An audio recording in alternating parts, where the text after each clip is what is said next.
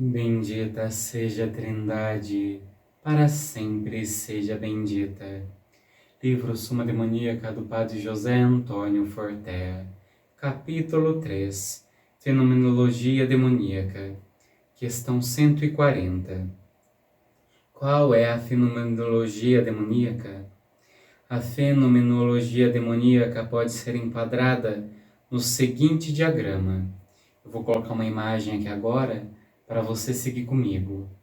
A fenomenologia ela pode ser dividida em pessoa e lugar. Lugar que está embaixo só pode ser desmembrada na infestação. A pessoa ela pode ser vítima de tentação, influência ou possessão. A tentação ela pode ser normal, intensa ou a noite do espírito.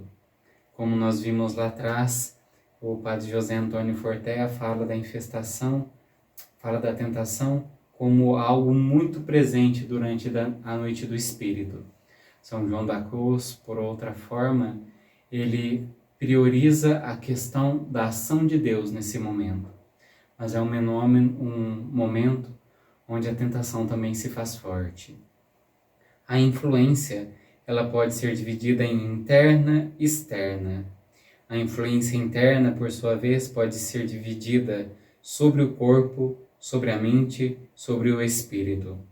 E a possessão pode ser de um demônio clausus, de um demônio apertus ou de um demônio abdius.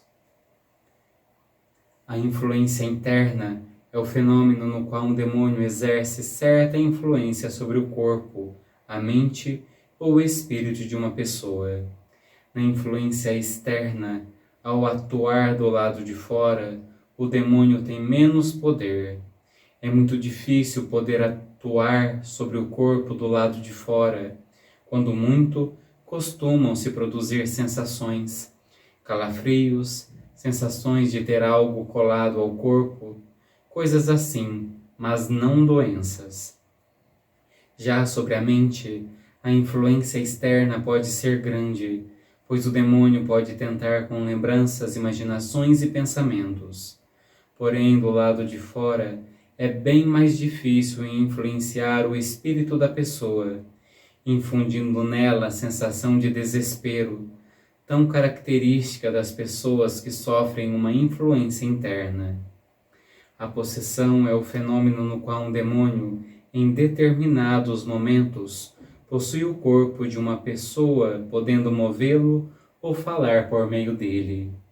De certo modo, a possessão é uma influência interna que chegou ao seu grau máximo, já não somente influencia, mas também domina o corpo em certos momentos.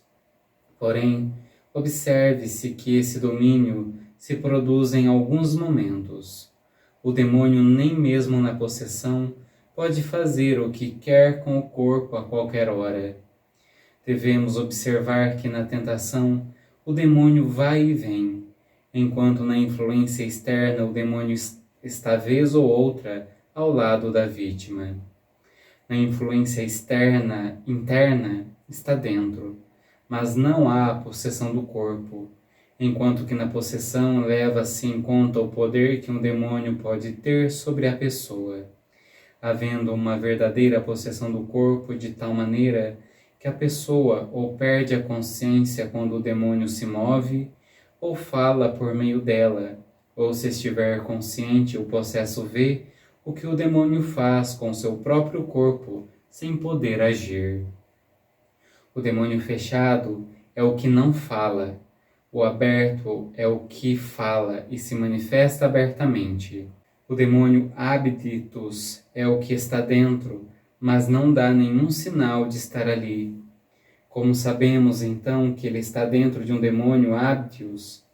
Porque em alguns momentos ele manifestou sua presença, dando provas de que essa pessoa padecia era de natureza demoníaca. Para cada fenômeno demoníaco há um tipo de oração específica. Para a tentação, um mandatum. Para a influência interna, a oração de libertação. Para a possessão, o exorcismo. Para a infestação, o exorcismo da casa. Para a influência externa, O único remédio é o aumento do tempo de oração. Sempre que formos tentados, podemos ordenar ao demônio que saia em nome de Deus. Mas se a influência é externa, porque um demônio nos assedia, a única coisa que podemos fazer é aumentar nossa vida espiritual, para que a oração, a graça e a luz encham nossas almas e afastem esse demônio. Para esclarecer essa questão e se ter uma visão geral, pôs no início dela o esquema completo de todos os fenômenos extraordinários que podem acontecer, enquanto todos os fenômenos angélicos que podem suceder se enquadram no seguinte diagrama. Fenômenos angélicos, inspirações, que pode ser para a vida sobrenatural, para a vida ordinária ou para a vida extraordinária. Aparições e milagres. Há que notar que o mundo angélico e seus fenômenos são bem mais belos que os demoníacos. Mas entender bem o mundo demoníaco supõe entender o mundo angélico, pois o demônio é um anjo decaído. Deus abençoe.